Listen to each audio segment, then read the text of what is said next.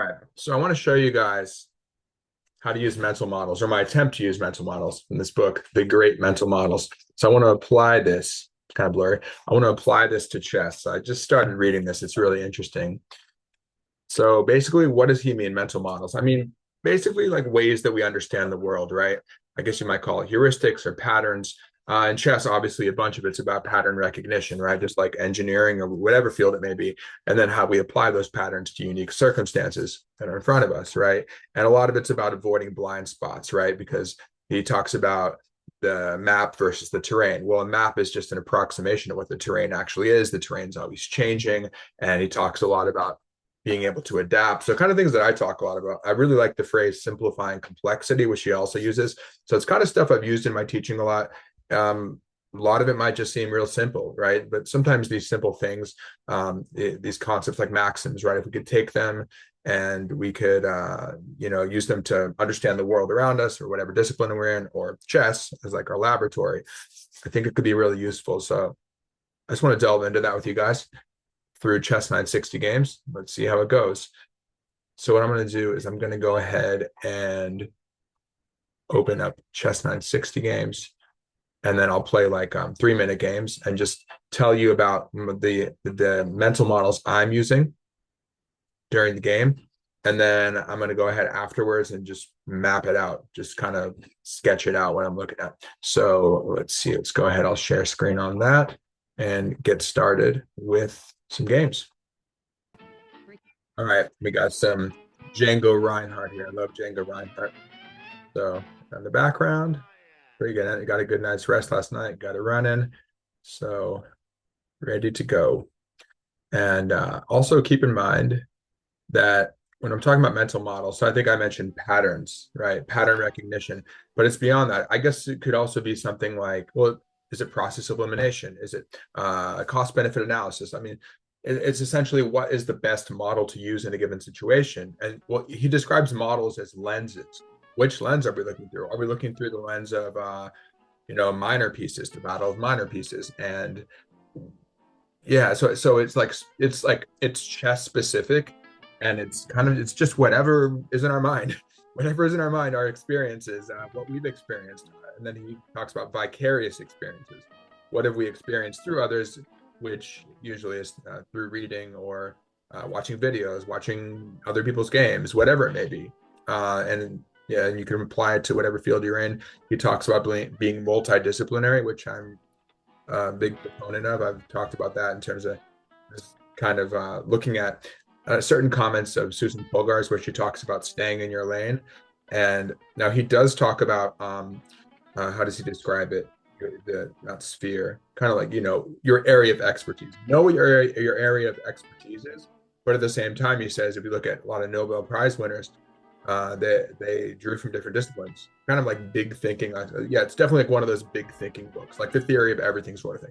But that's the world we live in, right? We have to know, like when we get quote educated, right? We know about a lot of things in the world. We know about we have different ways of thinking about the world, and then it's about okay, how do we at the same time, how do we how do we simplify all that? Because get lost in all this madness, we just what are we doing? We just that's why we have generalizations, right?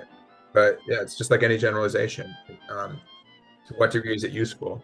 People quote overgeneralize. That's where stereotypes come from, right? But there is a degree of generalization, like they talk about in academia, generalizability, right?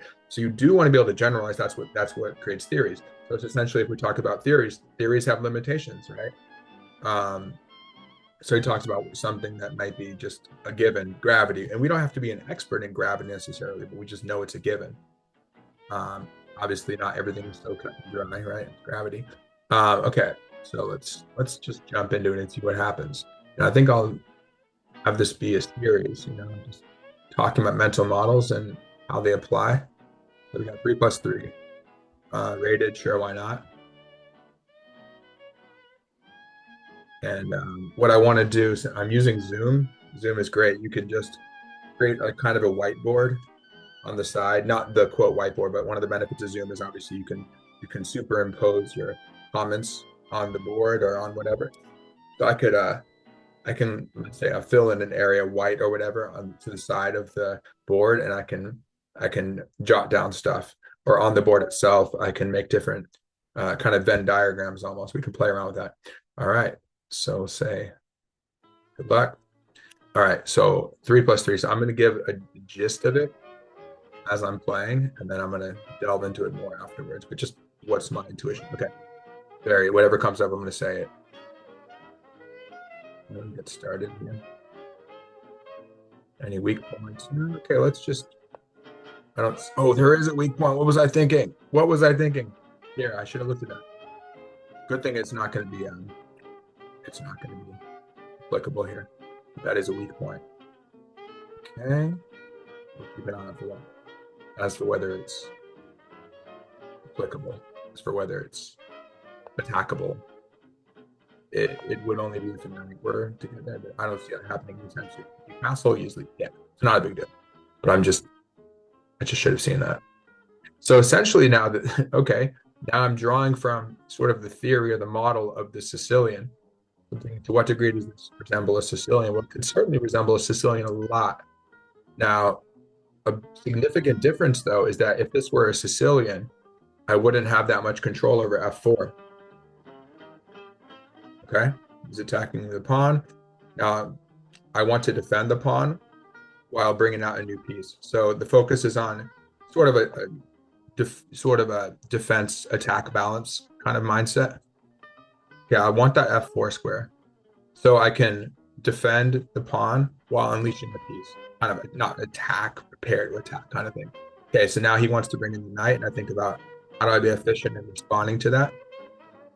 I probably want to be able to tuck it back to b8. So I don't think this move hurts me in terms of blocking my queen.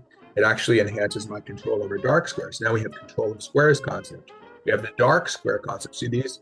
I could just quickly say these things, but obviously there's a whole lot baked into each of these that's based on years of chess experience, right? You probably know about it. You probably know about a lot of these things yourself.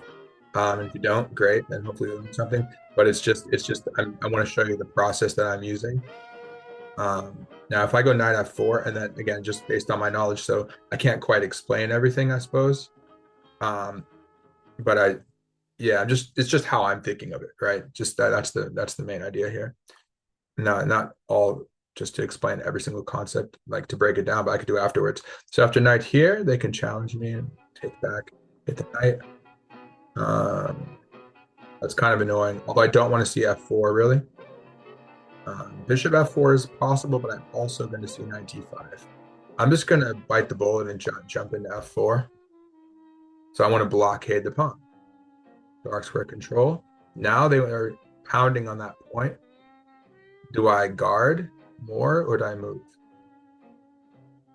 If I can guard more, how much can they hit that point? I think I'm going to go all out. Now the model is I'm exposing my king with pawn pushes, but it's flexibility, adaptability, knowing that sometimes you can weaken yourself on one side of the board, but quickly castle to the other side of the board. We have these kind of overlapping concepts of square control. We have 1, 2 supporting a knight, 3. Okay, they're trying to pound that point there. They're just pounding on f4. I'm seeing g2 issues for them potentially. Maybe not now, but it's there. Some sacks on g2 potentially. Now, do I want to go all in on e5? If I tuck back, they're going to play f4 and get kind of what they maybe want. Question is, do they get what they want? Takes.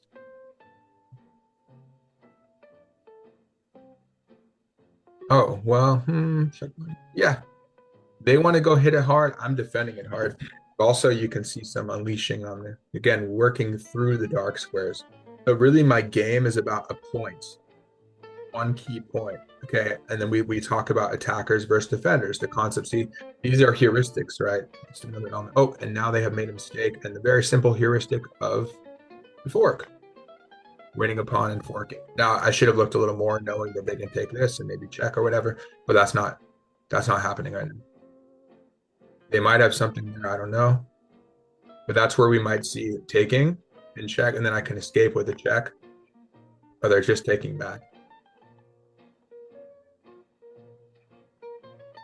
Now, I want to support. Now, I thought about I thought about h6, and I thought about how the knight would then hit the base of that little pawn chain. So again, castling queenside is still definitely in the cards. But now we're up material, right? Oh, actually, I was going to move the bishop, and I noticed that I would be abandoning pawn. Now this is another. Okay, I'll get into that more. With the notion of what used to be there, visualization that, oh, that's not there anymore once I move it. Again, very basic concepts, but it's all important. Now again, square control. Oh, piece under attack. Block attack. No, move up. I don't want to. I'd rather not weaken the pawn chain. Maybe I should. I'm going to see about that in a moment. But again, as you can see, I'm really working on that dark square control. I only had a second when I made move. I have to hurry up. I'm trying to lose on time, but I have the wonderful 3-second income. Oh, what do you want? Now I kind of have to. Yeah. Now I have to hit that. They might get excited though and think that they're going to win on time, which I love. Let them get excited. Now that's psychology. Now I'm playing with psychology. I want my opponent to be excited. I want my opponent to feel entitled. It's pure psychology. I want, yeah, entitlement. The folly of entitlement. Bam. See what happened here. I'm getting out of there. I'm just sticking with the king side. F4, I should anticipate. If they go F4, okay, they're going here. Give them that. Let's get away from this stuff. They have to check. I'm going to have in the corner. F4 seems to have more impact. I don't love what's happening here. I have to work with it. Takes. Okay, they're not going to. Yeah, this is a bit vulnerable, so I'm aware of the vulnerability. Now they're going to go knight. No, but again, I have the control of dark squares, which is super useful. And some action on. Oh, I like bishop a6 or yeah. Yeah, it's covered. I'm feeling a little uncomfortable with my rook. However, we can use it as an attacking. Okay, we're coming in here now to d3. Let's go c4 now to reinforce that square. So you can see again, one of the main models is square control. Also looseness. I'm very aware of looseness, because I've learned many hard lessons that way, of course. Being too loose. Let's get over here. What can we do? How can we work this? Let's shift to put pressure on the diagonal. How do we work this? I'm going to guard this because he's some little tricks at winning this. I'm going to guard because they want to take, possibly remove the defender. Now they're working against that pawn. I'm not giving them anything. I see what they want. They want to take and then get this one and c4. So I'm just supporting everything. And now actually I have the option of dropping into d3. Although if I do that, I'll probably lose a pawn. What can we do here? Ultimately, I want to turn this. I'm just kind of in defensive mode. Actually, I like this now because I would take back with the tempo on the queen. I'm also hitting the rook on the b pawn. And they move their way. And I don't know. I'm just shifting a little bit here. That was probably a mistake. Knight takes. Oh, I have knight f4 actually. And now I'm still going to go to f4. And now if they take, they might lose on the spot. I pre-move that. They might lose on the spot because okay, they're going to go here. Now we're putting pressure. Really a lot of heat on them now. Pre-move again. So the notion that pre-moves help with losing on time. I don't know. That was a terrible move. Terrible move. Oh no, it actually wasn't. I got lucky because I threw the bishop. Let them.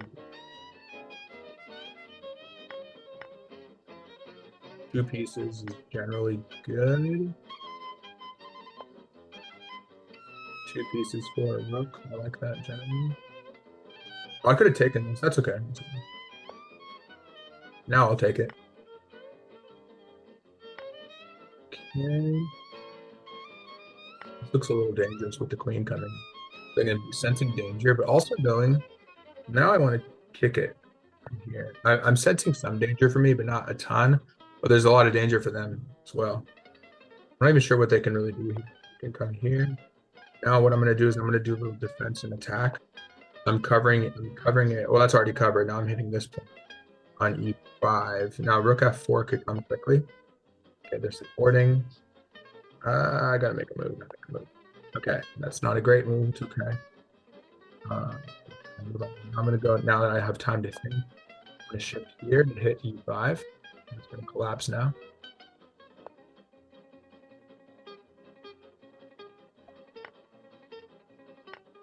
I don't take with the queen because I'll be losing. The queen F8 mate. Everything's covered. Keep it covered. I know now this is the notion of watching out for those essential weak points. All right, so we have a winning position. We've secured a winning position, but it's still there's still some danger around, danger to making. I want to support, this is the notion of just supporting everything, right? Everything needs to be supported. What can we do about this? I have to be super, super cautious still.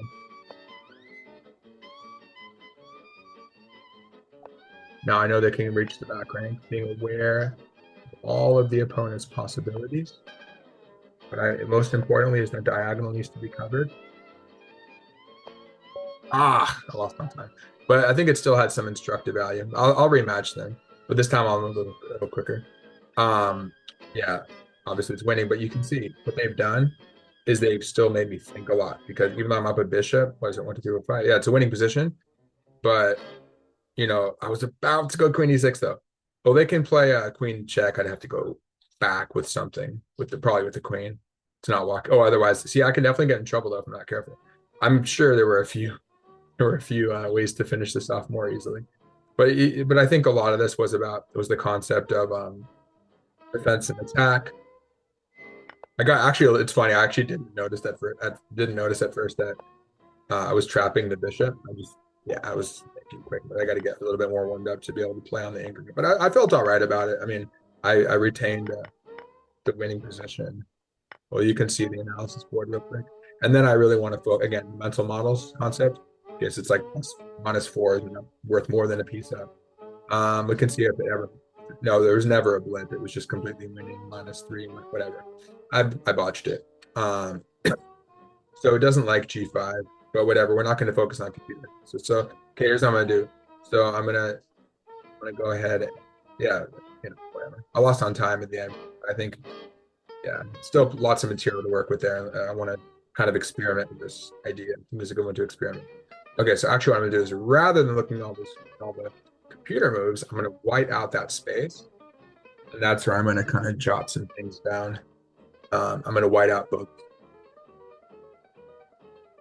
Yeah, let's just have some good space to work with, and then I can go ahead. Jot some things down as we go. Actually, given that I don't have a working keyboard, I take that back. I'm just gonna use I'm gonna do it on this side. Do this. Be able to go forward. Okay. And then I could jot some things down on the side or on the board itself. Okay, so one model is undefended things. We generally don't want things to be undefended, such as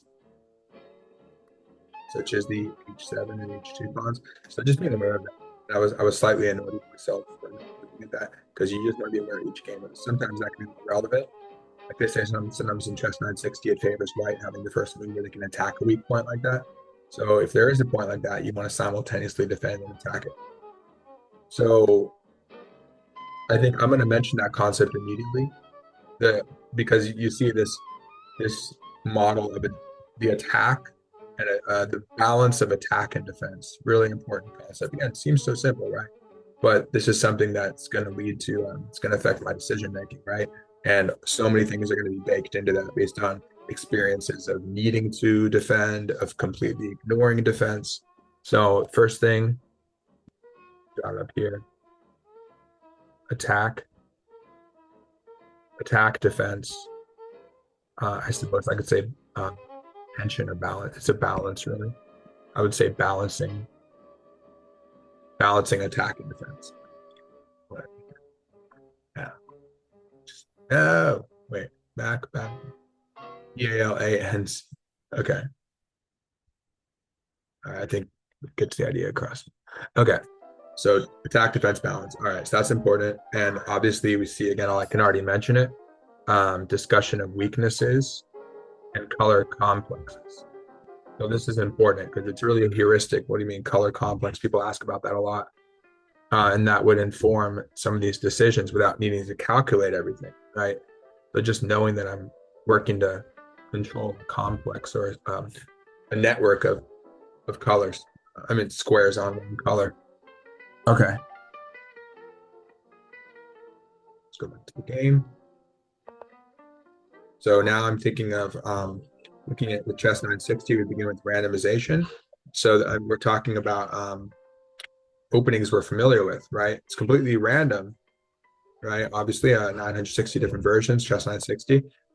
But I play c5, they play e4. So suddenly we're in a sort of Sicilian-like position, this is a great example because we have a model to rely on, but it's not going to be something that we can play based on memory, right? Just pure Sicilian memory, because see bishop placement's different, queen placement's different. We may or may not go kingside. Our knight's not going to f6, it's going to g6, which affects our control over f4, which I mentioned is actually a benefit. So now we're bringing in this discussion of color complexes, and we know that in a Sicilian, like a Sicilian dragon, where we would have a fianchetto bishop, we'd be really hitting those dark squares. Now the bishop will do it via c7. The knight will do it via g6. So this is the concept of, how would I say, plans, pawn structure actually based on connected to openings. But I would essentially say opening. It's sort of like if you know an opening. Now we can talk about that in any regular international chess game. But opening plans associated with common structures. So, this reminds me of something. It's just a great example of something. But this is something deeply rooted in opening theory. Just may remind you of deja vu. This kind of deja vu. Oh, I've been in this kind of Sicilian position before. Something's a little different. Well, that's perfect. It's a great example. So, opening plans, and then largely I could say based on structure, pawn structure. And obviously pawn structure in general will inform things like weaknesses, and then we'll look at how the pieces interact with those weaknesses. The big part of this game. Just happened. So I'm really working on this f4 square. Well, what was the accuracy? Just curious. So I had 91, they had 86. So pretty good quality game overall. They had a blunder. And I felt good about it. Just lost on time, but even felt pretty good about handling time pressure. Except for the losing on time part. But yeah, generally you'll see when I'm streaming, I like to play on the increment just for kind of fun, and it leads to some tension. So bishop c7, concept of I like to develop pieces. I like to look at squares. Oh, this has happened before. The same position, reasonable. Bishop b3, now not anymore. b6. So again, model of, well, obviously defending upon this under attack, very basic model, but also unleashing a piece at the same time. So for example, well, d6 does, but it's weighing between two pawn moves. One of them enhances my development. It doesn't hurt anything. The other one does hurt something. So it's kind of efficiency baked into the move, and the most gain for the most pieces. Like, what is it? The greatest good for the greatest number, right? What is that? Efficiency of what's his name? This thinker, blanking on the name. The greatest good for the greatest numbers. So the greatest, the pawn move is going to benefit the most and hurt the least. There's a little cost benefit going on there. Obviously, that's going to be something that'll factor in pros and cons. But just pure, if we're talking about development, rapid development of pieces, and efficiency. So these are other concepts that we, again, it's obvious, but if we didn't have this concept, this mental map, this model, rather, in our mind of I want to develop, then that wouldn't necessarily occur to us, right? I don't want to get in the way of pieces, right? That's all. I don't even need to put that there, but what I would put though that's useful is harmony. So we want to develop rapidly. Development. When in doubt, develop. So development and harmony. No, minimize. How would I say? minimize kind of blocks. I'm having a block on the word I'm looking for. But yeah, minimize hindrances. I don't know. Yeah. Minimize hindrances, something that hinders your piece movement, and maximize activity. And that's something that it's actually a really useful model that I use. Maximize your pieces, minimize your opponent's pieces. Can play a whole game just like that. Maximize their weaknesses, minimize your weaknesses. Maximize your forces, minimize their forces. Maximum activity, minimum activity. You can play a game of chess, great game of chess, just by having that mental model in your mind, actually. So I'm really big on that.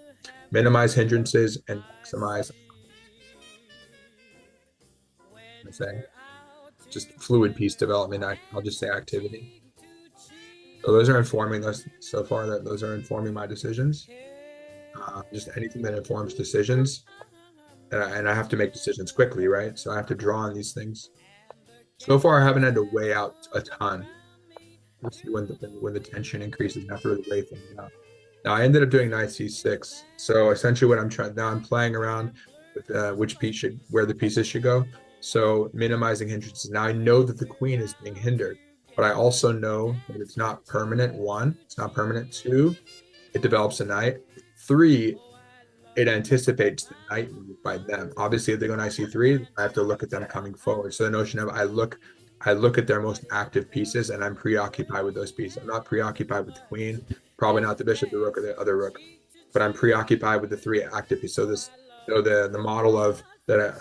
I don't know. I haven't really seen it necessarily stated, but the way I see this is my own. So we have theories told to us by others, and how we kind of create our own theories. And this is what I tell a lot of my students when they're looking at the threat, to say, basically look at what are the salient features in terms of what can create threats. So be most vigilant about the pieces that are out. So I know the knight has come out. What is its next? What can go d5 or b5, which will hit the bishop, and I do not want to have to go back where I came from. So I develop my knight while allowing bishop b8. So this is going back to, did I say efficiency on here? I said it. I didn't write it. So we're going to see this concept of efficiency. I mean, that's just one of the key concepts in chess. I think polymorphy is really one of the kings of efficiency. So no matter what, he's going for efficient development. So you're efficiently bringing out things, and you're not letting things be negatively impacted, such as the bishop development. I'm very comfortable tucking my bishop to b8, and that's another model. Roy Lopez, for example, we see that all the time, right? You've probably seen where would it come from? Like it might go bishop b5, a4, 2, maybe all the way there, just to go back to b1. We could go bishop d3. We could bring out a rook and tuck it on b1 and make a battery. Bishop b1, queen d3, queen c2. So this is a theme, right?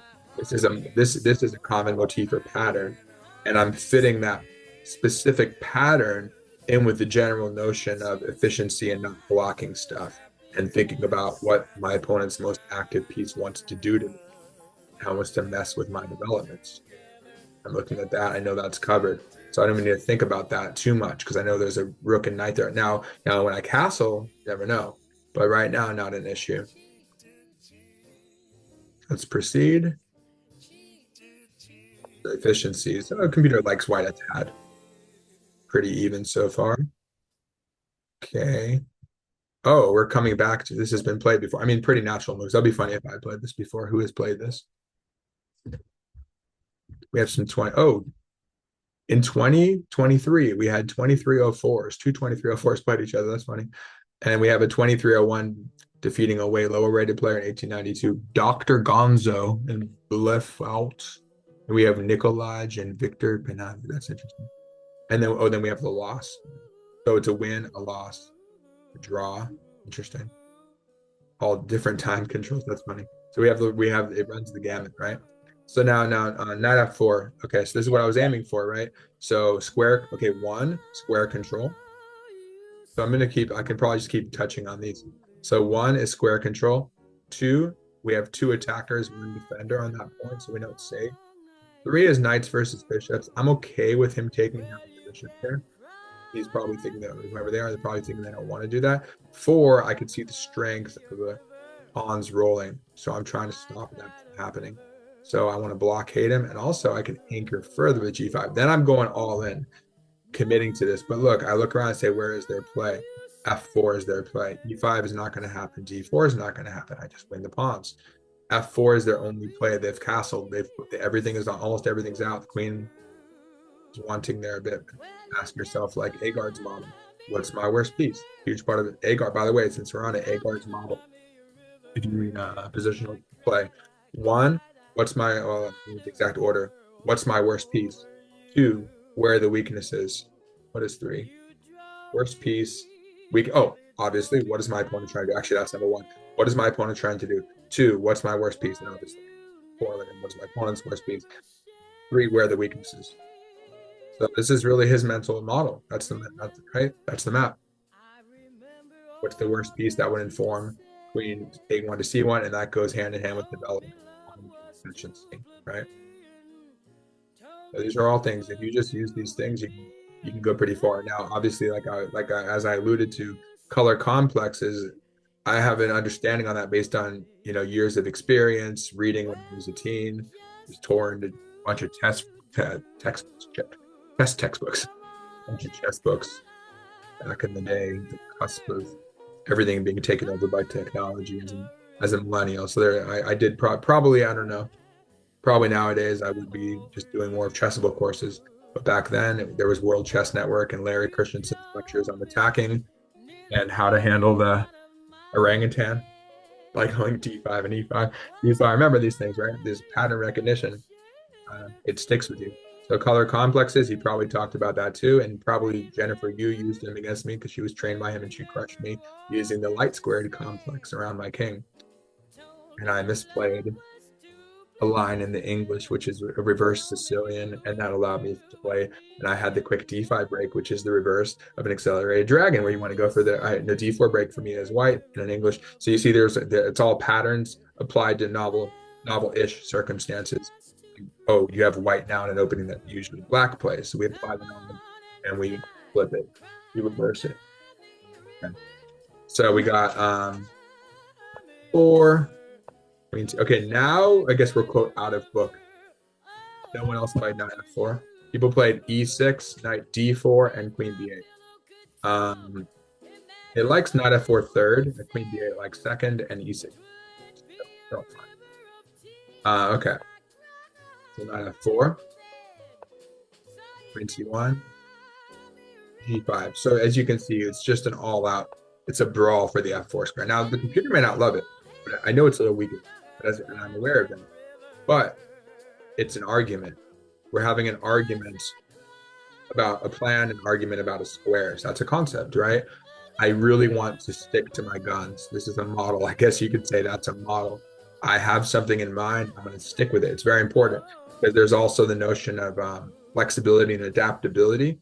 I guess you could say open-mindedness, but avoiding orthodoxy as well. So these are all important not motifs, they're general thinking concepts. So as we learn about, parents love this idea of grit, right? That's the buzzword.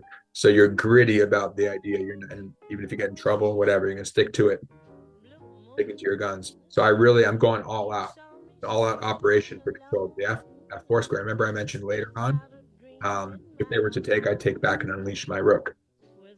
I got a bit preoccupied with, because I think I had more aggressive things to do later on and see what I missed.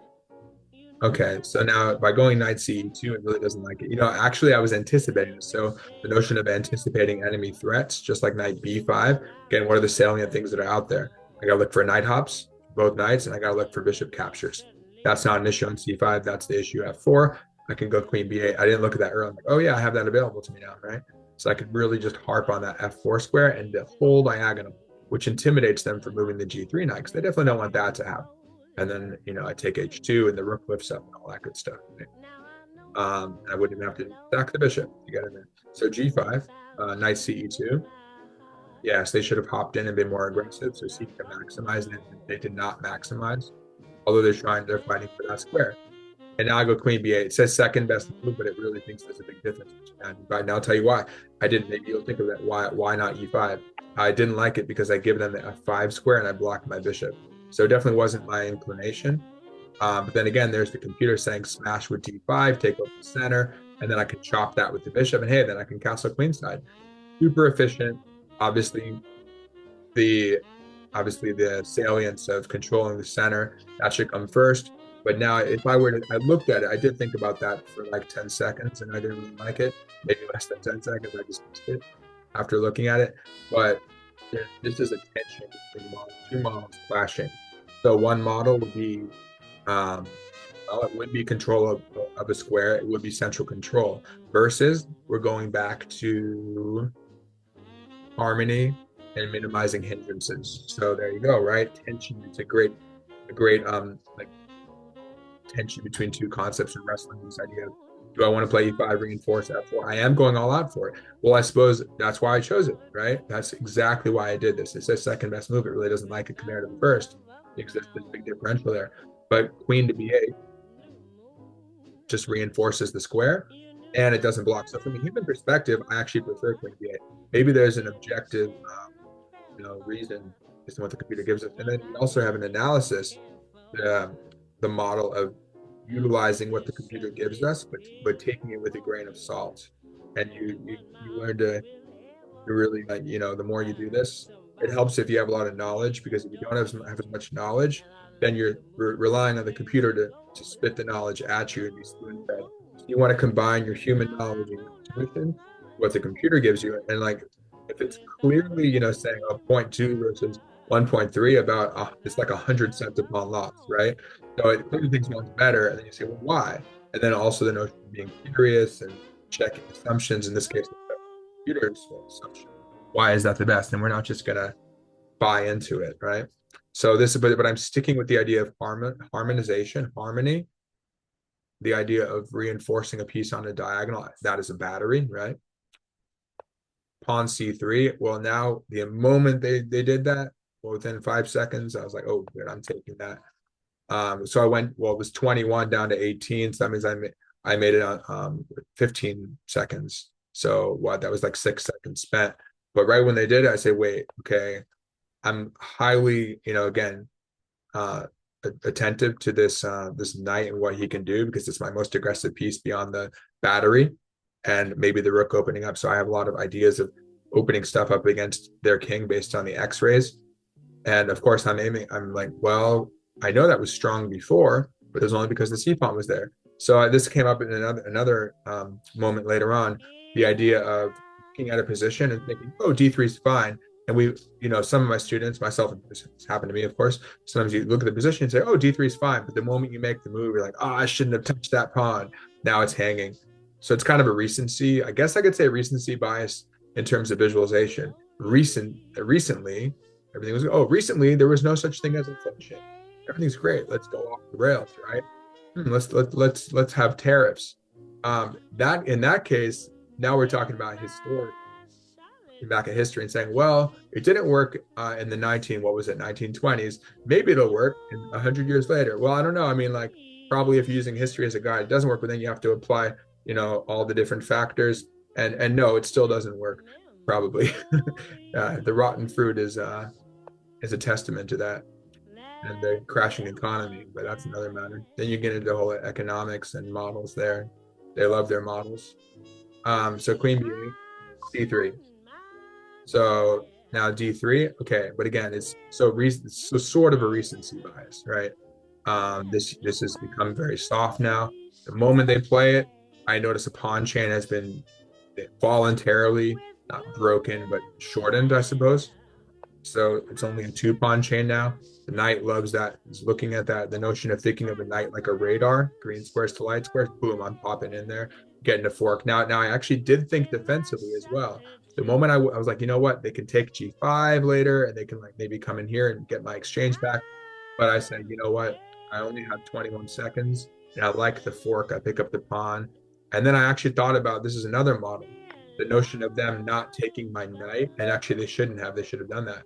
I'm still ahead, -1.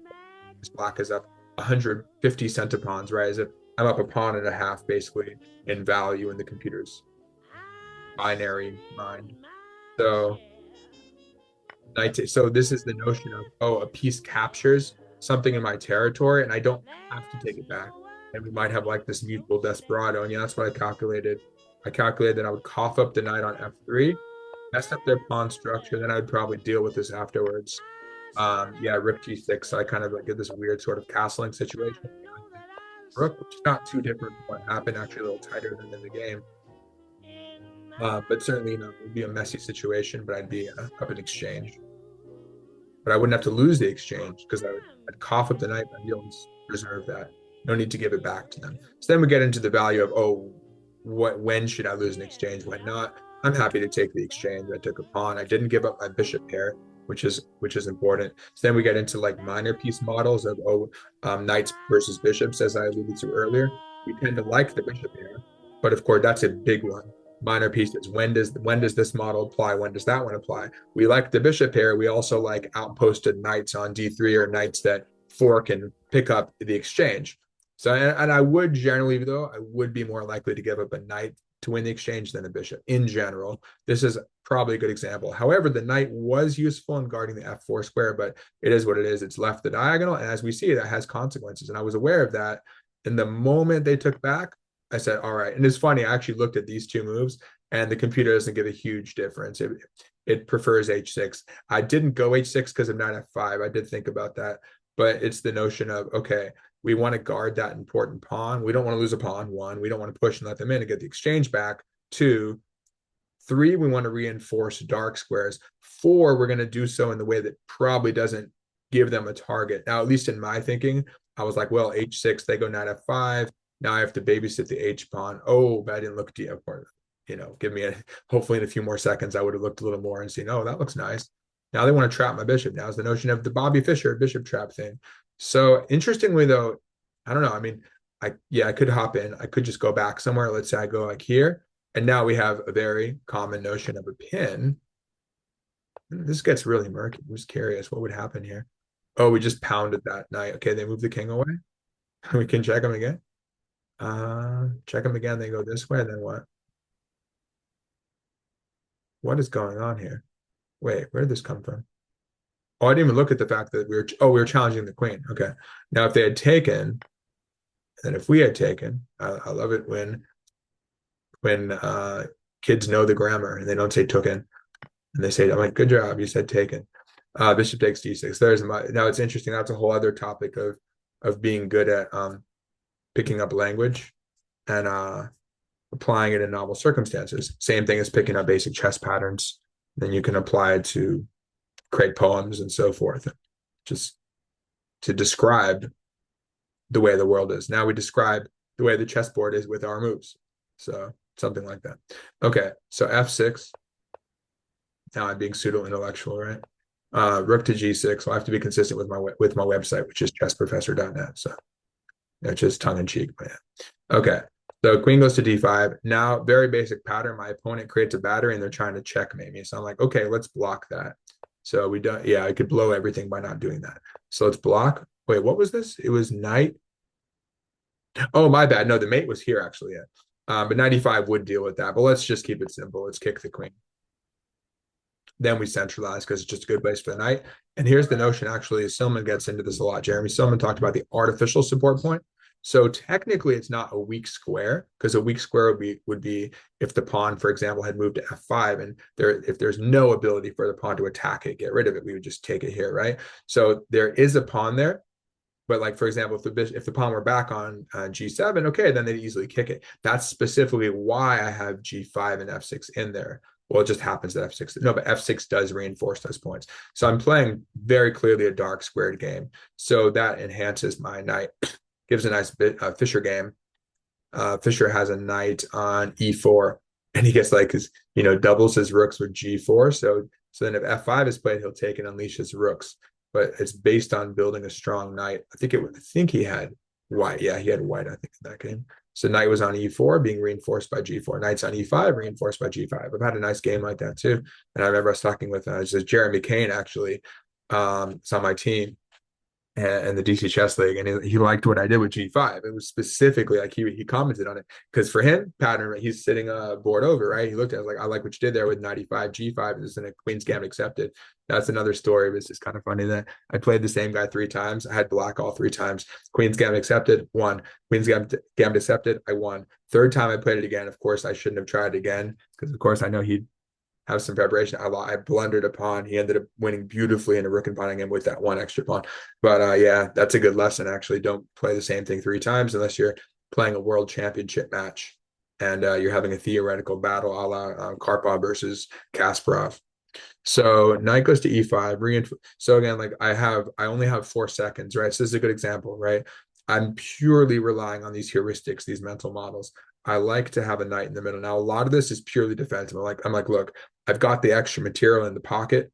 In my pocket, I got a rook and a pawn wait, what did I give up? For a knight. So I'm up 3 points. It should be a winning position, but I don't want to get in trouble, yeah, positionally. So this is the notion of material advantage versus compensation for material loss. So that would be yeah, that's another definitely a new model to mention. So we have just whatever. It's kind of hard. I didn't put the actually I could add more white. Let's see. I can do that quickly. So let's put this here. So I'm going to go up a little bit. Okay, so there's a little extension of our whiteboard in a kind of sloppy way, but we'll get it done. So now back to our green. So yeah, so certainly like huge concept of so material versus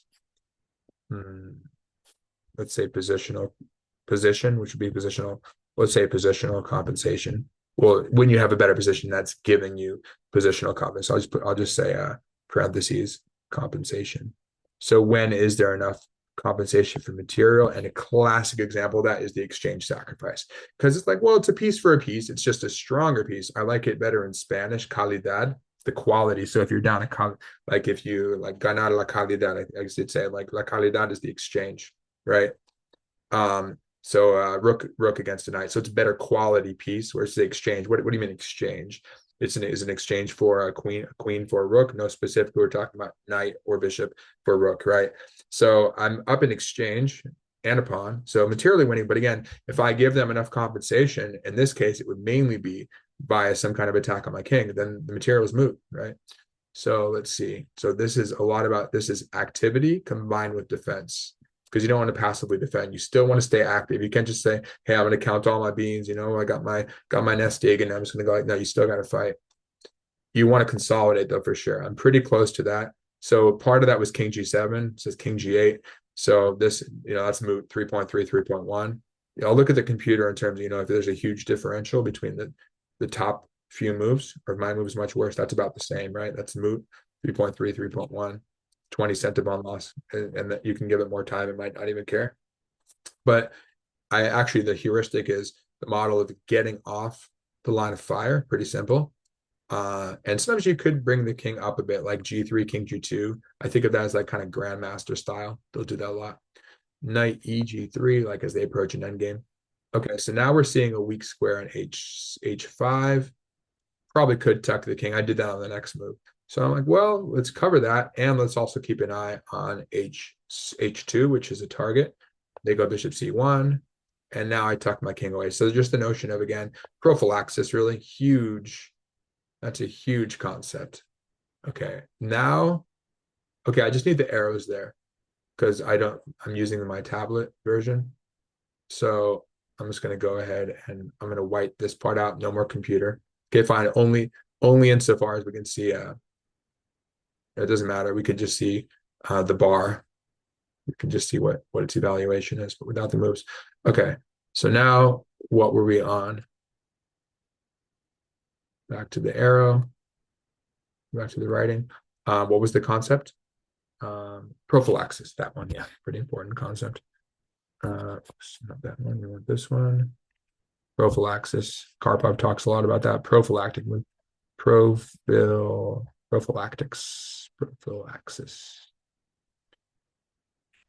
So just playing a move like king h8. Sometimes it's king up, king g7 or king g2. King h8, I get away from the file, I get away from the knight check, I get away from the diagonal. So pretty obvious, right? Pretty sensible. And again, that kind of goes to the attack defense balance right up on the top of the next row. Okay, where were we? Right here. We have the rook lift idea as well, instead of pushing pawns in front. Sometimes we're in front, sometimes we're behind. Okay, knight goes to e3, rook g8. Again, I'm moving pretty, I'm blocking the time now, but you just know I'm very low on time. But so I'm just going on instinct, which is based, all I got is my models, right? Which is how we usually make decisions in life. We can't just sit there and break things down for hours, right? In most cases, or even if we could, we just don't. We just, yeah, we only have to a resource. We have limited time and limited resources and mental resources. Okay, so sometimes it's just not necessary. So they could have come in apparently. That looks a little murky, but they could have hopped in there and gained some time, build some attack. Okay, so you got bishop a6, and now we're harping on that square again, weak square. So we have a bishop. Now the bishop wants to mobilize. I know the knight's, I thought about this. Of course, the pawn's weak. I knew the knight was covering it. That happened earlier as well, where I was thinking about, I almost abandoned it. So we're not, just similar to them going d3, where they don't c3 and abandon d3. So I'm making sure d7's covered. I'd rather not give it to them if I don't need to. And now I want to hop into d3 with the knight, most likely. Just make them think about it. So they tuck it there. Then I go c4. I'm like, well, I have 2 on it. You have 2 on it. Now I'm overwhelming it. I have 3 on it. So I could come in there whenever I want. And again, I was kind of in panic mode, I suppose. I just had to move. But there's the concept of being cool under pressure, right? That is very important. And part of that is just playing solidly. I'm like, okay, I don't know what my rook's doing there. Let's just move it away. Let's just keep everything. Oh yeah, the notion of undefended pieces, very important. See, again, when we're just playing like we're just playing on instinct. We don't want loose pieces. So prophylaxis. So this is specifically safe king. Really, it's avoiding the things that you want if you're looking for tactics. It's the flip side. And so safe king and no loose pieces, loose or on a line of attack somehow, like the king was. But some, everything's supported now pretty much. Not the bishop on a6, but I should be, should be aware of that. But everything else is pretty safe. The f6 pawn's a little loose. I was aware of that. Queen and bishop are safe. And I think we're going to see that. That's just the primary thing now that I'm just trying to coordinate. I'm seeking harmony. I don't want things to be obstructed. I want everything to be defended. That's really what you're going to see here, because I just don't want to blunder mostly. I just want to maybe trade down. So the notion, there you go, notion of trading for endgame victory when you're ahead.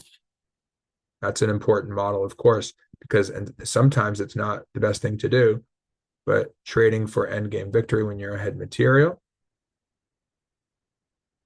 And, or in other words, we call that, yeah, of course, you might think of the term that starts with an F, simplification, ratios, right?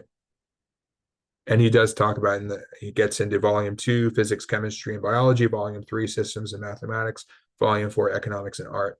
Volume 1 is just general thinking concepts. So just barely looked at that. So simplification.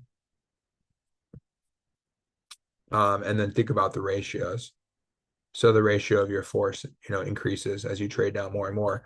First year, you got 9 to 10, you trade down, or you have 10, they have 9. So 10 to 9, trade, 5 to 4, then 2 to 1, then you have twice as much as them. It's like if you have an army of 100, okay, 1 doesn't matter as much. It's kind of like we were talking with evaluation. Same, similarly, I don't know, yeah, that might apply. But yeah, the fewer, smaller your army is, like if you have a hockey, like a hockey game, like power play is so important, right? Because you just have one guy off the ice that really matters. A soccer game a little less important, and if you have an army of 100, it matters, but not nearly as much, obviously, proportionally. All right, so we've got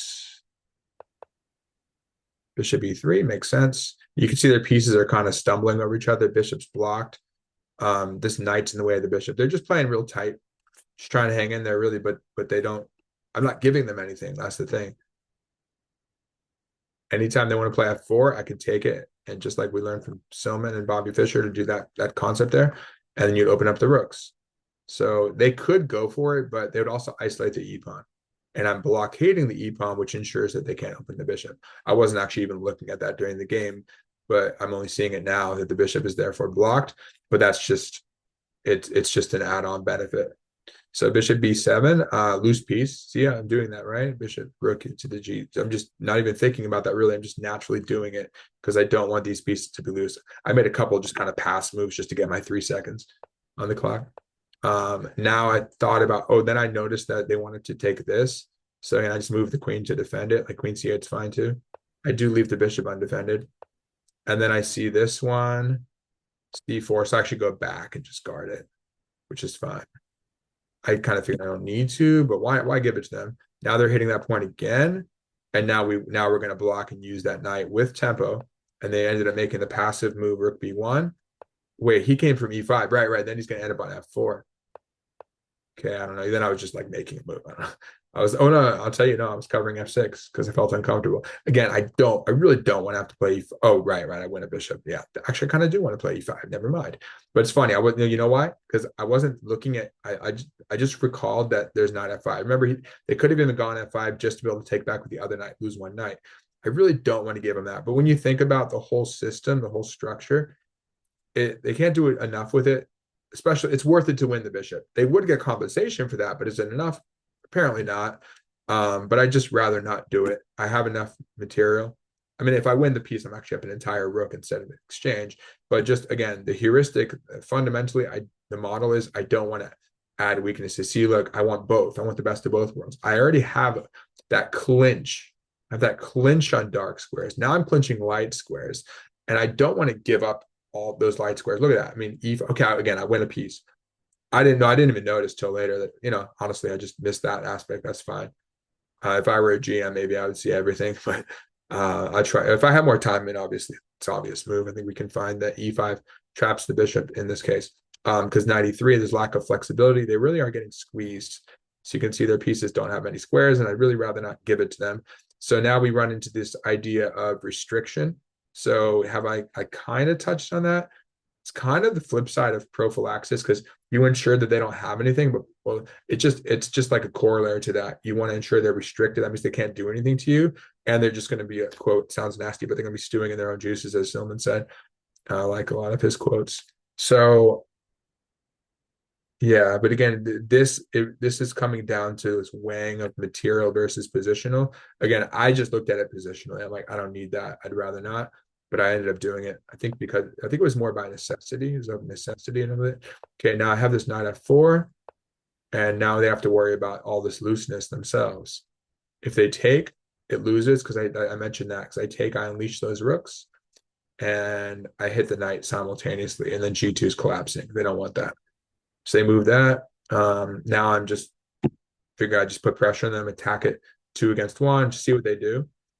It's kind of a provocative move, and they should have gone back. Or I was ready for that. I would have taken. Oh, they have that. I didn't look at that move. Then I go e5, but with less impact. They go here, I can take. You can see it goes even higher for me, but here it's I don't love that. It's a little murky. Still winning, but it's murky. So I didn't see that again. But the good thing is I'm solid enough that I can survive or withstand something like that. But then they go g4, and now it's the same idea of me going e5. They've gone e4, g4. They've really just got gaping holes on those dark squares. And then that's where I played e5. Is that saying it's the best move? Oh, there's even a rook sack. I thought about taking briefly to play g4. Wait, what is the best line there? Take, then e5. I mean, it's collapsing for them. But yeah, I ended up finding e5. But there it is, you see? They get that annoying. But I figured, you know what? They can get that. Yeah, I can give up the exchange. I figured I'd let them take, so I get rid of the f5 knight. I could take the h5 knight as well.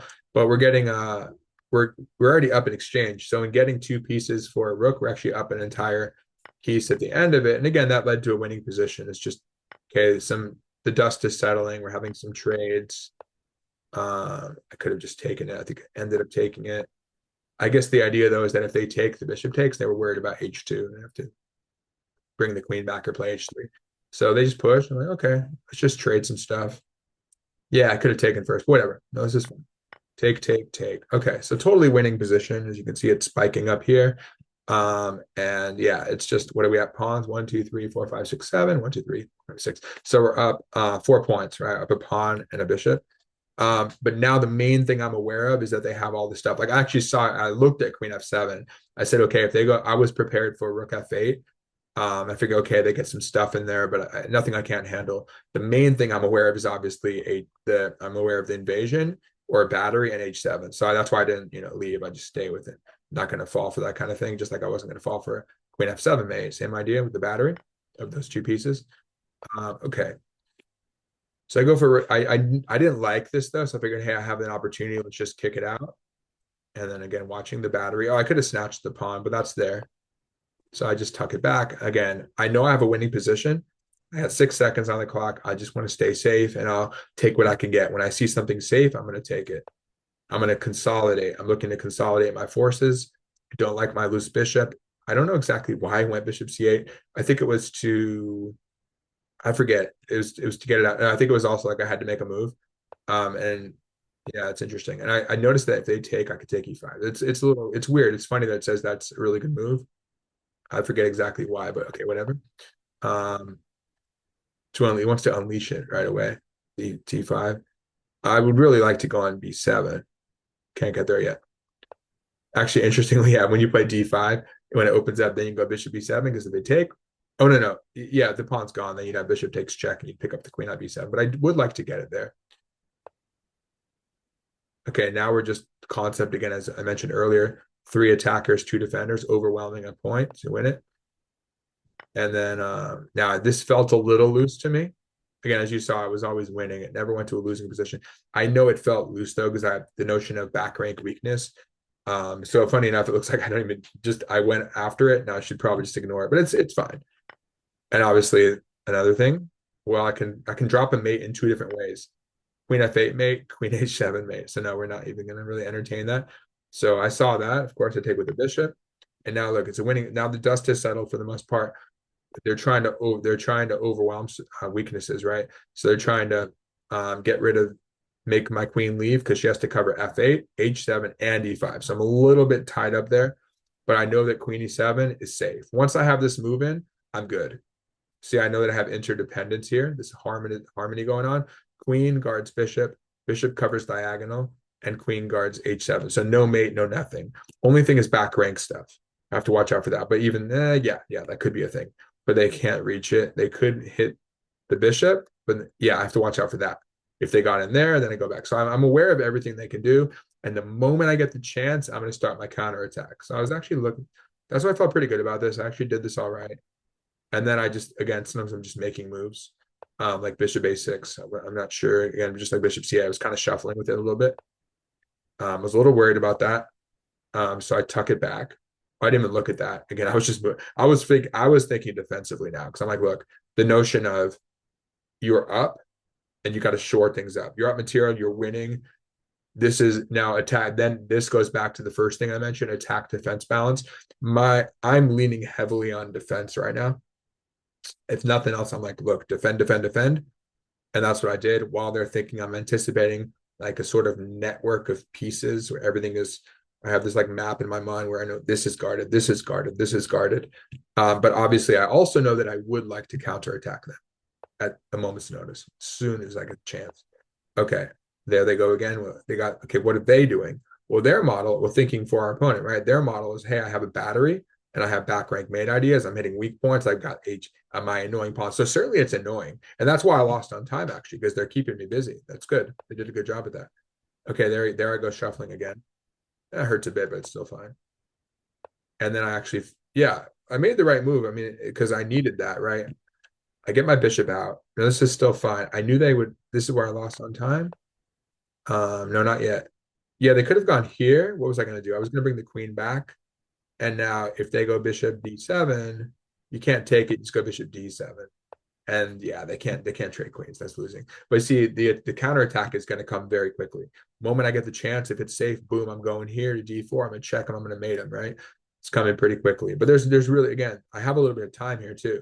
I'm not going to go mess around taking the A pawn. They need to defend with the queen. So the notion of this model of the queen should not be abandoning the king side when there's a prospect of being attacked on the king side.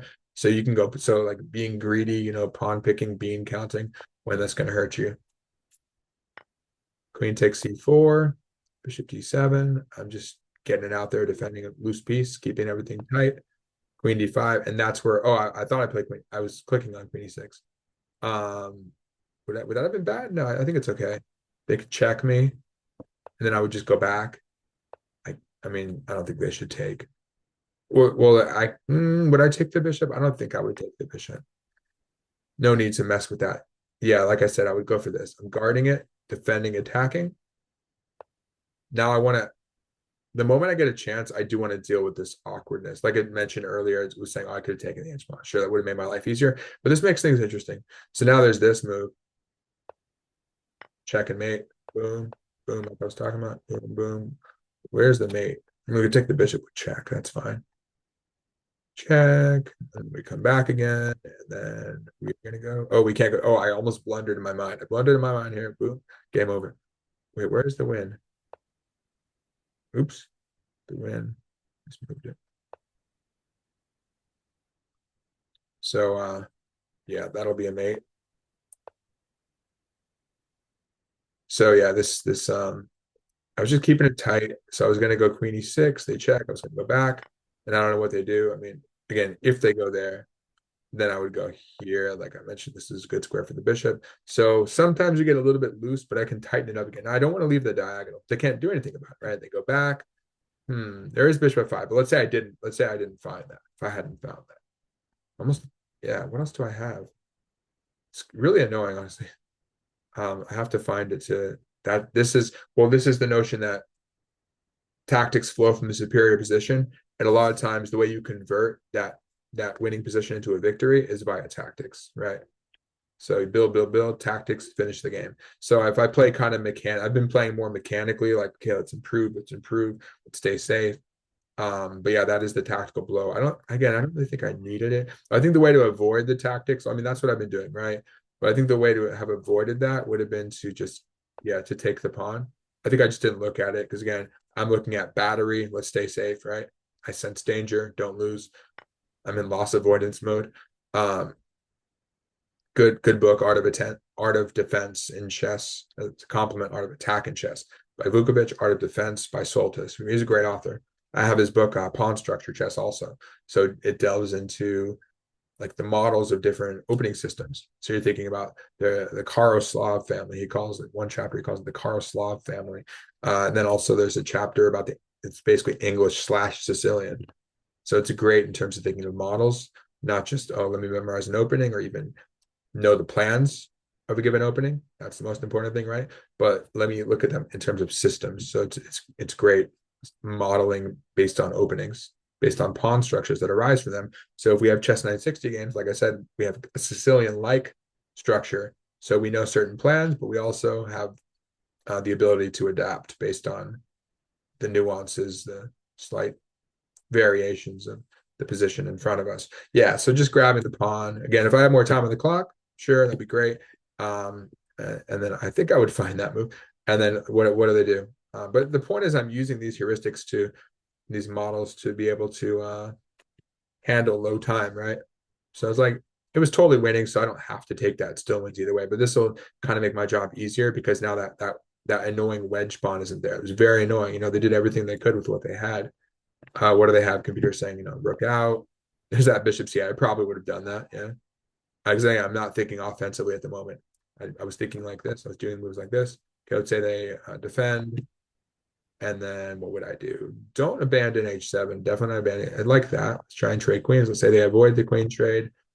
And now that's beautiful. Just good piece placement. Almost everything's defended except for this bishop. Can't really go after it. What is this e6? Is that doing anything? There's also that h7. But again, even if I didn't see it, I don't think that's a huge deal. But they can trade. Yeah, again, trading down and trading for a Soltis has a section trading for endgame safety and trading for victory. Clearly one easy win. Also notion of using two bishops on top of each other to keep rooks out. So that's a nice thing you could do. If you're ever down in exchange, you have the bishops, stick your bishops like something like this. They're like, let's say c7, c6, they keep the rook out of from 2 files out of 4 squares on each file. So good to know. But yeah, so the rook's not coming in. What's this b6 stuff? What do we have? 1, 2, 3, 4, 5, 6. Oh, interestingly, we can also liquidate everything. Even here, I wouldn't mess with it, but we could do that. But this is beautiful, beautiful bishop placements. Yeah, 1, 2, 3, 4, 5. We're up 4 points. Pawn and bishop. Yeah, still have that 4-point advantage. And yeah, I mean, we don't need to mess with that. But if we're going into king and pawn endgame, we could liquidate everything. See that utter total solidity. Only thing that's not guarded is the G pawn. So I don't know, give the Miranda move. We could do that if we want.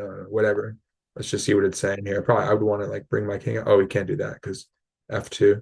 Okay, whatever. Let's say bishop here. I would be inclined to bring my king out. I also like that move. And they're just petrified because you've taken them out of their play. I really want to bring my king out. I'm going to do that. It just feels right. Probably bring my king to F6 here. And then also shoving. Oh, I wouldn't hang that. That's why. Okay. I wasn't looking at little things like that. I was missing a few little like hanging pawns sometimes. Yeah, they're really petrified here. You can just shove the pawns. There's your king F6. So yeah, totally winning position. And if you want to, you keep clicking computer, what are you going to do? Just to get a sense. But I'm pretty sure you can figure this out, right? Pile up on weak points. You can shove those pawns more, keep improving your king. Yeah, that's why I like bringing out the king. I'd probably actually go for this and I'd zigzag my way over to the B pawn. Can't really do much about it. Bishop here, just kick it. You're going to take that pawn, run these pawns 2 against 1, either win the pawn or just trade one off, get a pass pawn, promote, win. Yeah, so hopefully that was useful. There's definitely a lot of room for analysis here. Obviously, again, some of it was super simple.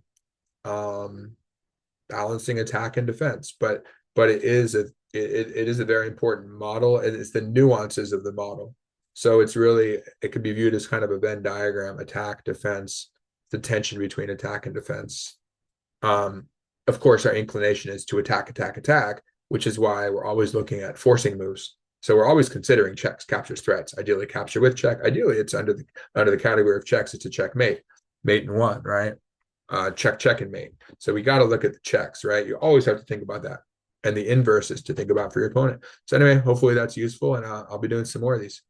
I'll see you next time, and let me know if you have any questions. And yeah, this is the book I'm working through. The great mental models. Oh, it's blurry.